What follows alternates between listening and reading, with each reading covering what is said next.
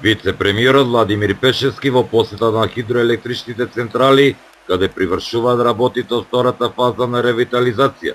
Вредноста на зафатот е 33 милиони евра, од кои 80% се кредит на КФК банка, а останатите се средства на АДЛМ. Електраните Вруток, Врбен, Равен, Тикве, Шпиле и Глубочица учествуваат со годишно производство од речиси 1000 гигават часови, што представува 15-20% од вкупното производство на електричната енергија во Република Македонија. Со ова ќе добиеме речиси 20 мегавати нова инсталирана моќност и околу 50 гигават часови ново произведена електрична енергија, што е еквивалент на користењето на околу 30.000 домаќинства.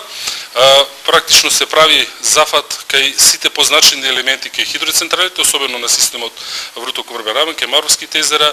Имаме и надвишување на браната за да се зголеми акумулацијата на езерото, но и во водоводниот зафат во тунелот, во генераторските, во турбинските, во сите единици, со што најновите технологии ќе бидат искористени, ќе се намалат загубите и едноставно ќе добиеме ново производство на здрава, еколошки чиста електрична енергија.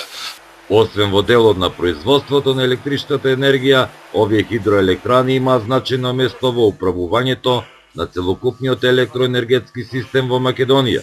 Најголемиот дел од инвестициите кои што се за овој проект се токму во оваа хидроелектрана.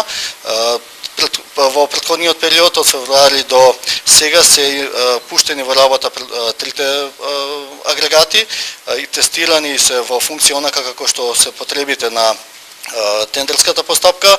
Во овој период се врши монтажа и прилагодување на сите параметри кои што се потребни за последниот агрегат, со кој што во функција ќе се добијат дополнителни 18,31 мегават снага за целиот овој хидроенергетски систем, или пак имаме некое зголемување од 15%, 10 до 15% на целиот хидросистем Вруток.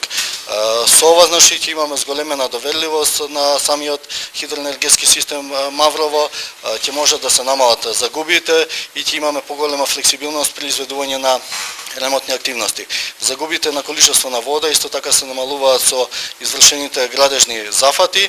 Покрај намалени трошоци и време за редовни ремонтни активности, заштита на енергетска вода, како и сигурноста на каналот, обезбедена експлоатација и намалување на ризици од потенцијално лизгање на земјиштето во наредните 50 години.